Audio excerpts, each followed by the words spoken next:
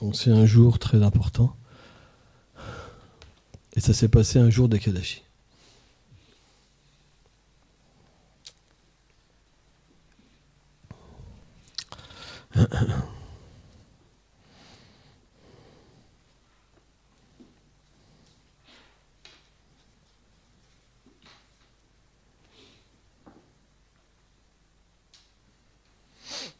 Nous allons lire un verset au tout début de la Bhagavad Gita. Arjuna parle. Arjuna uvacham dritsvemam swam dhanma krishnam yuyutshum samupashtitam siddhanti mamam gratranim mukam shamparashushati. Arjuna dit, ô Krishna, voyant tous mes parents ici assemblés avec le désir de combattre, je sens les membres de mon corps s'affaiblir et ma bouche se dessécher. Commentaire. Srila Abhay Shande Bhaktivedanta Swami Prabhupada enseigne qu'une personne qui possède la pure dévotion pour Krishna possède naturellement toutes les qualités des saints. Aussi Arjuna est-il saisi d'une grande compassion à l'égard des membres de sa famille et de ses amis, quand il les voit sur le champ de bataille, eux qui ont décidé de combattre les uns contre les autres. Des symptômes apparaissent alors sur son corps à cause de ses pensées et de sa tendresse de cœur. Prochain verset. Mon corps tremble et mes poils se hérissent. Mon arc Gandiva glisse de ma main et ma peau me brûle. Ô Keshava, me voici incapable de tenir sur mes jambes. Mon mental paraît chancelé et je n'aperçois que des signes funestes. Ô Krishna, je ne vois pas comment quelque chose de bon augure pourrait être engendré par le fait de tuer mes propres parents au cours du combat. Je ne désire pas non plus la victoire, ni le royaume, ni même le bonheur qui en découle. Om Gana Timilandasya Ganam Jalam Shalakaya Shakshur Meditam Jenata Isme Shigula Venama. La Bhagavad Gita est difficile à comprendre pour les êtres, mais elle est très pratique et logique. Il faut comprendre que dans ce monde matériel, tout est un peu une guerre à l'intérieur de nous. Beaucoup de choses s'entremêlent, se choquent. On voit par exemple que même chez les dévots, dû à des samskars, des impressions, les dévots souffrent. Et ils s'enferment dans ces impressions. Les gens se sentent blessés. Et au lieu de voir la vérité, ils voient simplement leur impression, les éjecter de la réalité, qui habite tout être conditionné. Et malheureusement, c'est ce qui détruit les familles, c'est ce qui détruit les communautés. C'est simplement des impressions. Parce qu'on attend des choses de personnes, on attend d'échanges, de l'amour, de l'amitié, qui est juste basé finalement sur un concept illusoire de la vie, qui est juste basé sur deux principes, c'est que... Et naturellement, comme cette situation n'est pas parfaite, qu'est-ce qu'elle nous amène? Un choc. Donc quand les chocs sont trop nombreux, à la fin, on ne croit plus en rien et on s'isole. Et on devient très faible finalement. Parce que seul, qu'est-ce qu'on peut faire? Rien du tout. Parce qu'on déjà, on ne peut pas rester seul. Donc à cause de ces samskars, on va quitter l'association des dévots graduellement et on va devoir prendre une autre association parce qu'on ne peut pas rester sans amis, etc. Et comme l'âme conditionnée prend les qualités des dévots, le goût pour la dévotion va diminuer et son attirance pour la matière va regrandir. Alors, elle retombe dans la matière ou alors elle se maintient juste, mais elle ne peut pas progresser. C'est pourquoi, même si tout le monde a des défauts, dans le monde matériel, l'association avec les dévots, elle est favorable. Pourquoi? Parce qu'au moins on parle de Krishna, on adore Krishna, même si les gens sont imparfaits. Parce que les autres, ils vont rejeter Krishna. Le matérialiste, c'est une personne qui pense deux choses. Je suis le contrôleur et tout est fait pour moi. je suis le jouisseur. C'est le principe de prendre la position du Seigneur suprême. Donc automatiquement, à un moment, quand on est trop influencé par ces deux tendances-là, alors on accepte des voies spirituelles qui sont alors mixtes, de nouveau. Donc le point, c'est qu'on ne doit pas se faire avoir par ces impressions. On doit bien comprendre qu'un dévot, son principe majeur, c'est qu'il s'adapte à l'environnement. Il comprend que tout est dû à mes vies passées. Que rien n'existe sans Krishna. Et au lieu de voir la propriété du Seigneur pour son bien, il devrait la voir pour qu'il devienne un serviteur. Et à ce moment-là, les mêmes impressions qu'il reçoit, ça l'aide à progresser. Ça veut dire qu'il comprend, c'est pas fait pour moi, c'est fait pour servir. Et automatiquement, il va progresser. Au lieu de s'extirper, il va être attiré. Il va devenir un pur dévot. Parce que la communauté du Seigneur, ce n'est pas quelque chose d'ordinaire. Parce que Krishna habite là, ici. Ici, c'est le monde transcendantal. Les Védas expliquent, ici, c'est le monde transcendantal. Vous pouvez devenir un pur dévot ici. Parce que Krishna manifeste ses divertissements. C'est différent. On peut se dire, il y a même pas denté, Krishna réciproque avec tous les êtres. Oui, c'est vrai. Mais il réciproque avec quoi? Avec votre désir. Mais ici, il manifeste ses divertissements. C'est différent. Ça veut dire que si vous servez Krishna, vous êtes introduit dans son royaume. C'est la différence entre chez quelqu'un et chez Krishna. C'est que chez Krishna, c'est son royaume. Et chez vous, Krishna réciproquera avec vous. Si vous n'êtes pas un pur dévot, ça s'arrête là. C'est pour ça où il y a des bhaktas qui pratiquent au moins au niveau d'Ashakti. Au moins à ce niveau-là. Sans ça, c'est pas la bhakti. On cherche le plaisir. Et comme naturellement, alors il va y avoir des querelles. Parce que quelqu'un qui est à ce niveau-là, il ne peut pas parler de la pure dévotion. Il ne peut pas comprendre cet aspect-là, puisqu'il est empli d'une fausse impression et qu'il s'éjecte lui-même. Comment il pourrait comprendre le royaume du Seigneur suprême? Comment il pourrait comprendre la déité? Comment il pourrait comprendre le Saint-Nom? Comment il pourrait comprendre le gourou? S'il s'éjecte, c'est qu'il n'a jamais servi gourou. Il s'est servi lui-même, mais jamais gourou. Il dit il devrait y avoir gourou partout, et son service. Vous comprenez? Donc c'est un problème qu'on rencontre partout. Tous les dévots sont comme ça. C'est pas un dévot, c'est tous les dévots sont comme ça. C'est pour ça que tous les dévots souffrent. Tant qu'on n'accepte pas ce principe, on souffre. Et Arjuna s'est retrouvé dans cette même circonstance. Pourquoi? Parce que il y avait une grande famille à Hastinapur. On ne va pas raconter toute l'histoire. Comment je pourrais... Et bref, cette famille s'est divisée en deux. Alors on va raccourcir. Cette famille s'est divisée en deux. Et pour le pouvoir, il y en avait un qui s'appelait les Kauravas, donc du camp de Duryodhana. Et Duryodhana, il était très attaché au pouvoir. C'est pas lui qui devait prendre la succession, mais il était prêt à tuer ses propres demi-frères pour accéder au pouvoir. Or, puisqu'il était un être démoniaque et qui voulait tout détruire, naturellement, l'autre camp qui était les Pandavas, qui étaient des êtres vertueux, ils étaient prêts à renoncer au royaume même, pour la paix. Mais Duryodhana, il voulait les tuer. Et la terre entière s'est séparée en deux armées. Les êtres de nature vertueuse et les êtres de nature démoniaque. Et il y a eu, à un moment donné, un grand rassemblement sur la terre de Kurukshetra. Et il y a eu beaucoup de soldats. Hein. Des centaines de millions de soldats. Au moins 640 millions, au moins. Même plus.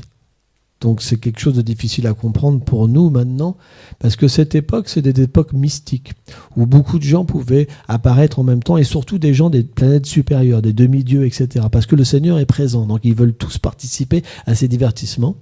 Et un des divertissements du Seigneur, c'est qu'il aime aussi se battre, quelque part. Donc tous les gens des mondes supérieurs, c'est tirent sur des enfants, sur des vieux et tout ça, comme on voit. Il y a une histoire, par exemple, d'un Américain qui voulait se battre pour son pays.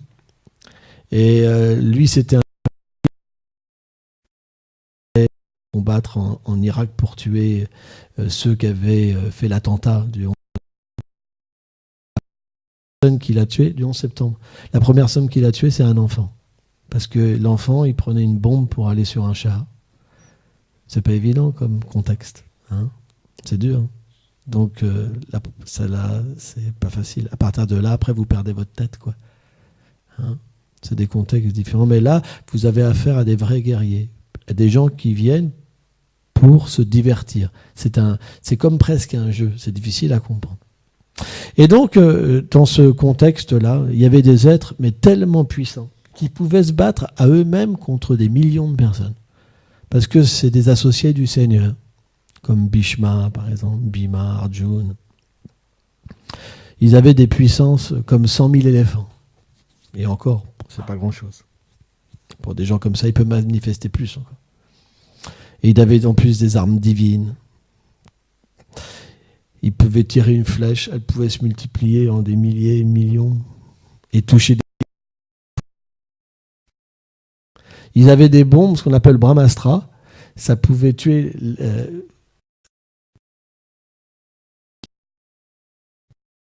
toute autre forme de vie, c'était épargné. C'est des armes justes.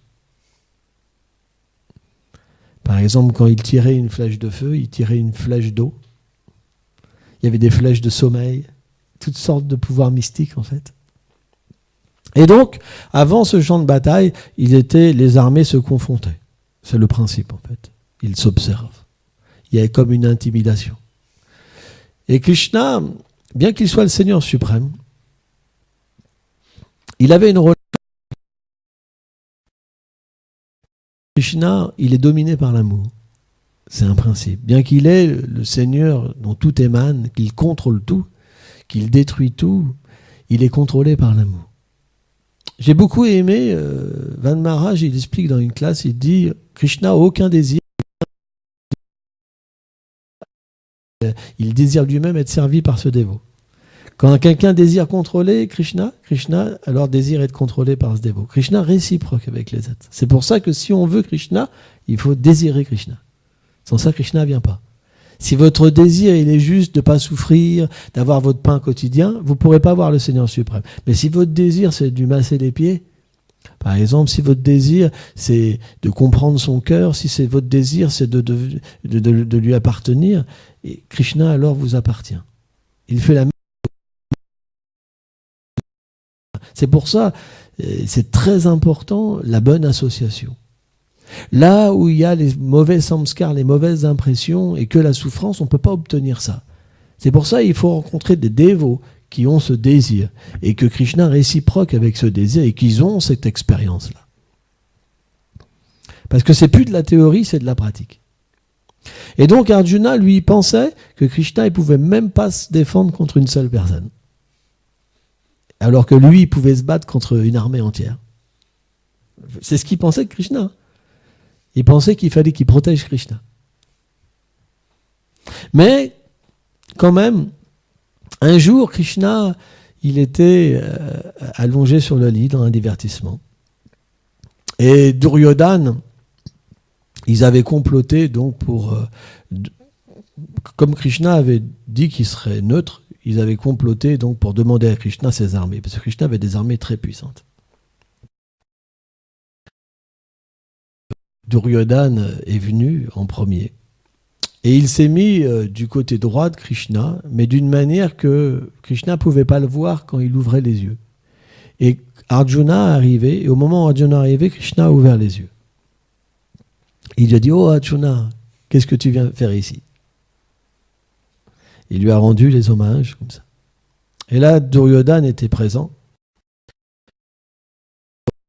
Alors, comme Duryodhana était un démon, Krishna était moins content de le voir, bien sûr. Parce que c'est... Et donc, il leur a demandé ce qu'ils voulaient. Et donc, Duryodhana, il a dit, je veux te demander quelque chose. Et là, Krishna, en fait... pouvait choisir entre les armées de Krishna et Krishna lui-même. Et donc Duryodhana, il voit absolument les armées de Krishna. Parce qu'il n'avait aucune foi dans le Seigneur suprême. Il était aveugle par le fait de vouloir la position. C'est pourquoi, si de pouvoir, on est aveugle. Parce que si le pouvoir, ça fait que on veut que les gens réciproquent avec nous, on veut que les gens nous considèrent. Si les gens ne nous considèrent pas, on s'éjecte, on n'est plus intéressé. On ne trouve plus de goût pour être avec eux. C'est très intéressant. On est tous comme ça. En proportion que les gens nous respectent, on est bien dans un lieu. En proportion que les gens ne nous acceptent plus comme on veut qu'on soit, le super, on est rejeté. Donc les gens qui ont l'habitude de contrôler, avoir une position, quand ils sont plus acceptés comme ça, ils se sentent plus bien. Ils cherchent des endroits où ils sont respectés. C'est la nature qui veut ça. C'est normal. Parce qu'à Vrindavan, dans le monde de Krishna, tout le monde est respecté. Même la poussière nous respecte. Même la poussière nous sert pour qu'on puisse atteindre le... Krishna, il a dit, oh, mais Duryodhana, quand j'ai ouvert mes yeux, j'ai vu Arjuna en premier. Donc c'est à lui de demander. Qu'est-ce que tu décides, Arjuna? Qu'est-ce que tu veux? Et il dit, oh Krishna, simplement je veux toi. Juste toi. Et Duryodhana, il a souri, il dit, mais quel idiot. Quel idiot. Il veut Krishna et en plus il va pas se battre. Il comprend rien. Il a vraiment pris Arjuna pour un idiot. Mais là, il y a la richesse, il y a la renommée, il y a la connaissance, il y a le renoncement. Toutes les qualités sont là. Et donc, naturellement, Arjuna savait qu'il gagnerait quoi qu'il arrive. Parce que Krishna était avec lui. Et donc, Duryodhana, il est reparti très content, sûr de gagner. Parce que l'armée de Krishna était telle... Ils ont fait le vœu de combattre le Seigneur suprême. Parce que c'est un jeu, c'est comme ça. Et donc, ils étaient tous en face des uns des autres. Et Krishna a dit à Arjuna, il dit, oh Arjuna, tu veux pas voir qui est en face des deux armées? En fait, il a influencé Arjuna. Mène mon char entre les deux armées.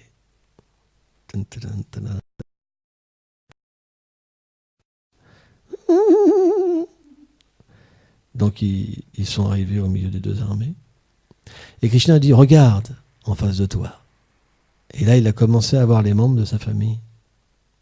Son maître d'armes, Bhishma, des gens qu'il aimait tellement. Des gens, il était prêt à donner sa vie quoi, pour eux, tellement il les aimait. Et ils étaient en face de lui, prêts à se battre contre eux. Et là, à ce moment-là, Arjuna, il a été déchiré par l'émotion. Il dit, mais comment c'est possible qu'on se retrouve aujourd'hui sur un champ de bataille, prêt à se tuer, alors qu'on a vécu ensemble? Le monde matériel, tout le monde connaît cet état d'âme un jour ou un autre. Parce qu'on est attaché à des pères, à des mères, à des enfants. Et tous ces attachements, finalement, sont temporaires. Parce qu'au moment de la mort, tout partira. La richesse partira, tout ce qu'on a construit partira. Et c'est une réalité. Donc, Krishna, dans cette histoire merveilleuse, il a mis en face de lui Arjuna et ses attachements. Et quand il a fallu qu'Arjuna combatte, il ne pouvait pas. Il ne pouvait pas même protéger les vertueux. Il était défait par ses attachements. C'est la preuve que quand il y a des attachements, on ne peut pas progresser spirituellement. Et il a fallu que Krishna lui montre sa forme universelle pour qu'il lui fasse voir qu'ils étaient déjà tous morts. Il lui a fait voir le futur. Il lui a fait voir que c'est lui-même qui allait les tuer. Donc, naturellement, à moins que Krishna nous fasse comprendre cette réalité, notre devoir illusoire envers nos enfants, il est supérieur que celui envers le Seigneur suprême, qui est éternel. Ça veut dire que notre réalité éternelle, notre forme spirituelle, notre service dans le monde transcendantal est recouvert par ces attachements. comme des nuages qui cachent le soleil. C'est pour ça que Krishna a énoncé la Bhagavad Gita. C'est pour faire un nettoyage déjà. Et une fois, Arjuna a décidé de se battre. Parce qu'il savait de toute façon que ce n'est pas lui qui allait tuer tous ces êtres, mais qu'ils étaient déjà tués par la volonté du Seigneur suprême. Si on abandonne au Seigneur suprême et qu'on est vraiment sincère, nos attachements seront détruits. Krishna détruira tout, parce que c'est notre ami. De la même manière qu'il a tout détruit pour Arjuna, il nous permettra de nous libérer de toute illusion et de progresser. Parce que tant qu'on pense qu'on est ce corps, on ne peut pas établir de relation avec le Seigneur suprême. Le corps, ça veut dire je suis le contrôleur. Le corps, ça veut dire je suis le jouisseur du monde matériel. Comment vous voulez développer nos relations? Vous êtes dans un monde où vous pensez que ce monde, il est pour vous. Alors que le monde du Seigneur, c'est deux mondes complètement opposés. C'est pour ça qu'en premier, on doit être dépossédé de toutes fausses conceptions et la bonne conception doit rentrer après. En fait, la réalité, c'est que ça passe différemment pour nous. C'est que toutes les mauvaises conceptions. Pour un Gyani, il se défait de toute mauvaise conception et après il réalise la réalité. Mais pour un Bhakta, même s'il est dans la concupiscence, même si ça a été le pire des êtres, par la flèche de la Bhakti, tout est réalisé. Bhaktivedanta Narayana Goswami explique, même dans un cœur très concupiscent, quand on dit que très concupiscent, c'est quelqu'un, il voit que la vie sexuelle. Et bien la Bhakti, elle peut se manifester par miséricorde, parce qu'elle est indépendante. C'est pour ça parce qu'elle est la personnification de la dévotion. Et automatiquement, quand cette bhakti vient nous toucher, alors on délaisse tout dans ce monde. Mais sans mauvaise idée, sans forcer, sans difficulté même, avec joie. Parce qu'on perçoit toute réalité différente. Par exemple, si vous pensez que quelqu'un est le corps, si vous le laissez, vous allez souffrir. Vous dites, oh, je l'ai laissé. Mais si vous voyez l'âme, vous comprenez que tout est pris en charge. Vous comprenez? Donc, c'est pourquoi, dans la vie védique, il y a ce qu'on appelle le sannyas.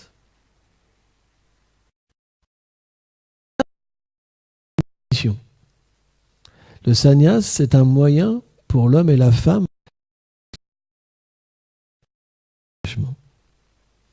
et d'aller vers la vérité. Parce que tant que l'attachement est là, l'attachement, vous savez, c'est comme un poteau avec une corde. Vous pouvez faire le tour de la corde, vous pouvez faire le tour de la circonférence, je sais pas quoi, ou aller à l'intérieur, mais vous ne pouvez pas aller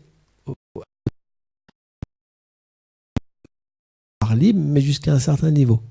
Ça, c'est l'attachement. Mais plus l'attachement décroît, plus vous voulez un petit peu plus loin, Et à un moment, quand la corde est cassée, vous êtes libre. Donc le point, c'est que la connaissance de la Bhagavad Gita, elle nous permet de nous détacher. C'est pour ça qu'on doit étudier la Bhagavad Gita. Parce que si on voit à travers la connaissance de la Bhagavad Gita, alors on pourra véritablement agir dans ce monde et avoir des relations d'une manière pure, en nous détachant. Et c'est ça qui est merveilleux. Parce que un champ de bataille, c'est la situation la pire.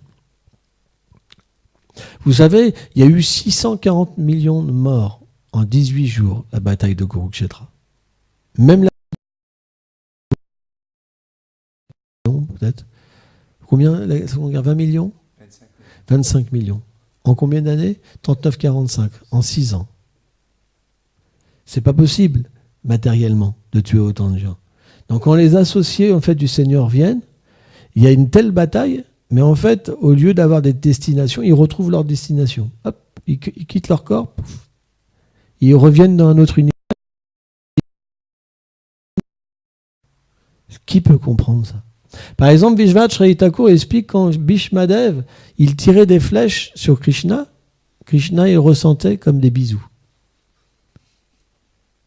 Qui peut comprendre ça? Les êtres ordinaires, c'est pas possible. À moins de l'avoir de la Sukriti, c'est pas possible. C'est pourquoi les Acharyas expliquent que tout repose sur la Sukriti. Vous pouvez faire ce que vous voulez. Avoir un beau sourire, vous occuper de quelqu'un. S'il n'a pas de Sukriti, il ne pourra pas rester. Par contre, quelqu'un de la Sukriti, vous pouvez le traiter de tout ce que vous voulez, il sera obligé de rester. Parce que son abandon est prépondérant dans son désir pour lui-même. Si quelqu'un n'a pas de Sukriti, quelqu'un qui n'a pas assez de Sukriti, un dévot, il pense que la Sukriti, ce n'est pas la seule chose. Parce qu'il n'arrive pas, lui. Parce qu'il a un petit peu de Sukriti, il est dévot, mais comme il n'y en a pas assez, il dépend de ce que les gens peuvent lui donner. Vous comprenez Et donc, naturellement, comme pour lui qui a beaucoup de Sukriti, et qui réalise Krishna, il comprend que c'est normal. Plus la Sukriti des actes pieux sont grands, et moins on dépend des circonstances extérieures. Des circonstances extérieures. Par exemple, même au niveau de Ruchi, du goût spirituel, il y a deux niveaux. Un niveau qui dépend d'une belle mélodie, et l'autre niveau, même si vous chantez faux, c'est pas grave. Vous pouvez méditer sur Krishna et avoir un goût extraordinaire. Donc ça, tout dépend de l'avancement spirituel. Donc, ça ne veut pas dire qu'il faut être avec des grandes dents, des cheveux, comme ça, et puis dès que quelqu'un vient,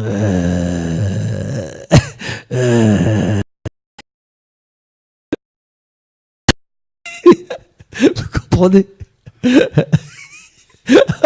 Le truc horrible, pour le tester. S'il fait comme vous, ouais, il a beaucoup de Sukriti. Puis après, c'est un royaume de monstres. C'est pas ça le but. Comprenez? Parce que si on a des activités pieuses, on sera gentil. Si on a des activités pieuses, on aura des bonnes qualités. Si on a des activités pieuses, on sera un serviteur. Et on aura une bonne attitude pour que les gens puissent atteindre le royaume du Seigneur suprême. Le manque de Sukriti, d'activités pieuses,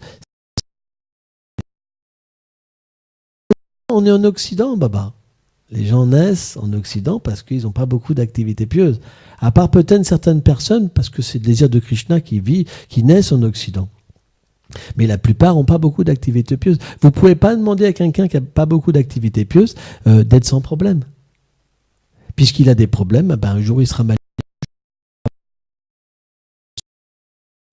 Et comme la personne en face c'est la même chose, à un moment ça crée des samskars, des impressions, puis les gens ils ont du mal à venir, etc. Mais c'est normal. Il faut analyser les choses avec une science, pas avec des faux sentiments qui nous font croire des réalités qui sont fausses.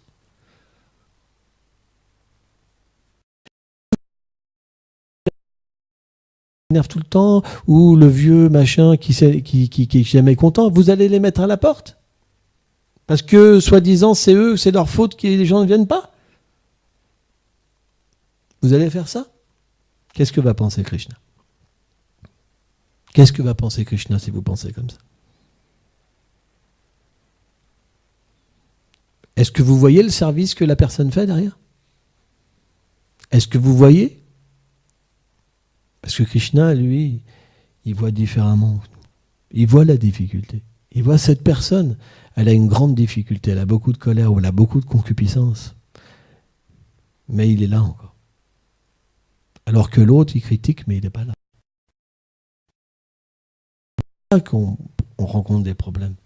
C'est qu'on ne sait pas apprécier les autres. Parce qu'on veut être au-dessus des autres. On dit, moi, je suis humble, moi,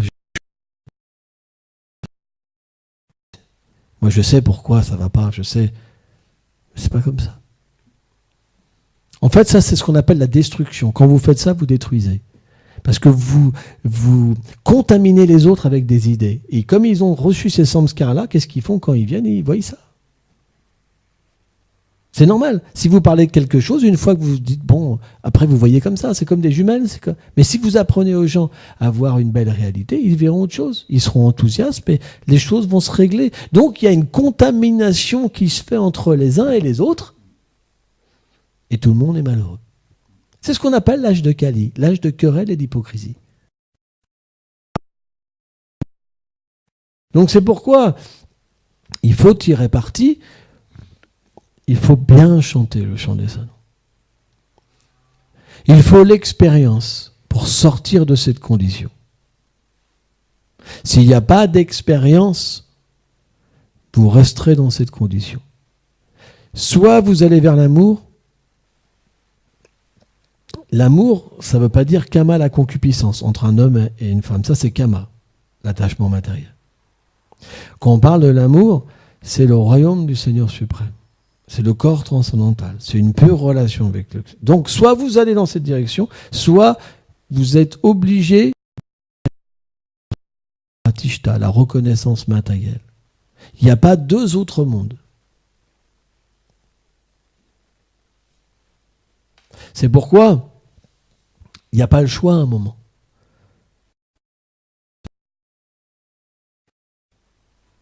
On doit progresser. Et Krishna, qu'est-ce qu'il a fait, Arjuna? Il ne l'a pas laissé. Il lui a dit, il n'y a que les sots qui parlent comme toi. Il lui a fait tout un discours, Arjuna. Il voulait même aller dans les bois renoncer. Il lui a dit, il n'y a que les sots qui parlent comme toi. Il a tiré les oreilles. Arjuna dit, oh, s'il te plaît, maintenant je ne veux plus que tu sois mon ami. Je suis sur le mental. Deviens mon maître. Il a changé de truc. Changé.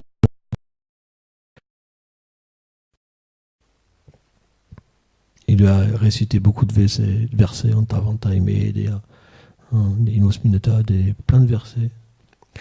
Plein de versets pour lui montrer qu'il n'était pas le corps, mais l'âme. Alors bien sûr, Arjuna, c'est un éternel associé du Seigneur. Yogamaya, l'énergie interne du Seigneur, l'a mis dans ces conditions pour que le Seigneur puisse énoncer la Bhagavad Gita. Mais en fait, la Bhagavad Gita, elle a été énoncée en vérité pour nous. Il a joué avec Arjuna. La preuve, c'est quand il lui a montré la forme universelle, une forme horrible, avec des têtes partout, du feu.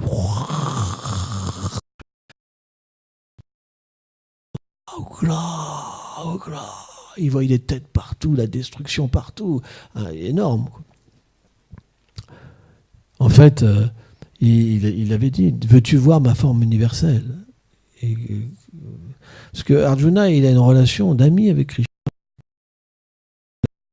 Il ne pouvait même pas concevoir que Krishna se défende tout seul. Donc c'est un peu comme un jeu. Il lui dit oui, bien sûr. En fait, les êtres humains, ils ne peuvent pas voir le Seigneur suprême. Les demi-dieux, ils peuvent voir l'opulence du Seigneur suprême, la grandeur.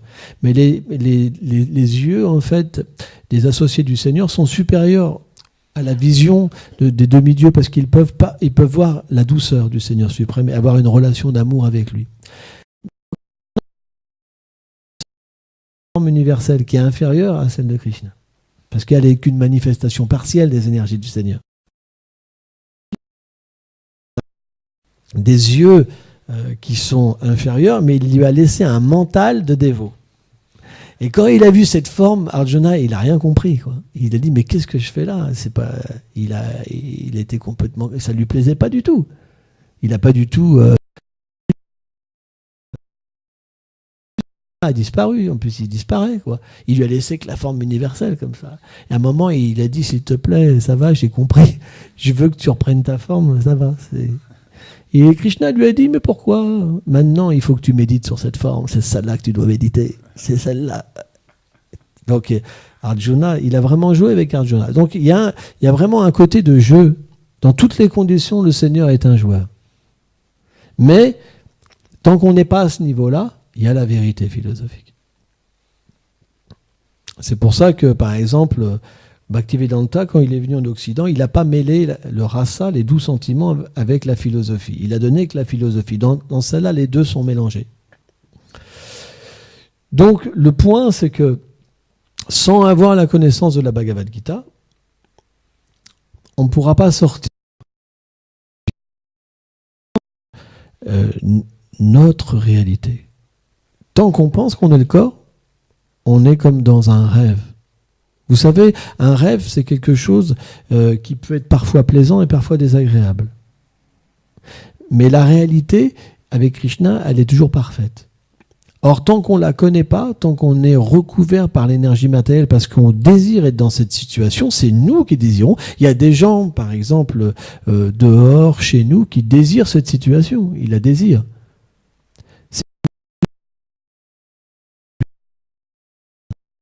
C'est nous, pardon. C'est pas Krishna qui nous force. Vous comprenez? La Bhagavad Gita, si on l'étudie, elle nous permet de retrouver. On va combattre notre illusion dans le sens qu'on va servir le Seigneur dans la même situation. On peut être dans une vie de famille, dans une vie de renoncement, et apprendre naturellement à être un serviteur. Comme on peut être dans une vie de renoncement pour être Dieu, par exemple. Ça, c'est une illusion. Ou être dans une vie de famille pour être heureux dans une vie de famille, pour être amoureux. Ça, c'est une illusion aussi. On a le droit. Mais ça voudrait dire qu'on reste dans cette illusion. On doit revenir dans ce monde. Donc le Seigneur vient par amour pour nous permettre de sortir et de comprendre quel est le désir de l'âme. Qu'est-ce que c'est le désir pur? Sans comprendre le Seigneur, sans comprendre sa demeure et le lien, sans comprendre l'âme et le lien qui nous unit à nous, comment on pourrait avoir un désir pur? Aucune autre philosophie n'explique ça. Soit c'est l'action intéressée, soit des pactes avec des esprits, ils adorent les esprits. Ou alors c'est la philosophie de la libération mais sans Dieu. Il n'y a rien d'autre qui existe dans ce monde. Pourquoi? Parce que ça fait partie d'une conception où je suis le contrôleur, où je suis le jouisseur. Mais une fois que on comprend qu'on est différent de cette conception-là, alors une autre conception vient, c'est la dévotion. Mais la dévotion, elle n'existe pas dans ce monde. Elle n'existe que dans le cœur de purs dévots. C'est pour ça pour que les gens puissent contracter la vérité. Où Krishna donc a énoncé la Bhagavad Gita, lire la Bhagavad Gita et prier Krishna, le maître originel, pour qu'il puisse nous aider à sortir de ce cycle des morts et de renaissance. Et pas que ça, parce qu'un dévot, c'est pas son but, mais devenir un serviteur et pouvoir être avec lui constamment, comme Arjuna. Que le Seigneur vienne dans notre cœur. La Bhagavad Gita peut permettre ça. Merci beaucoup.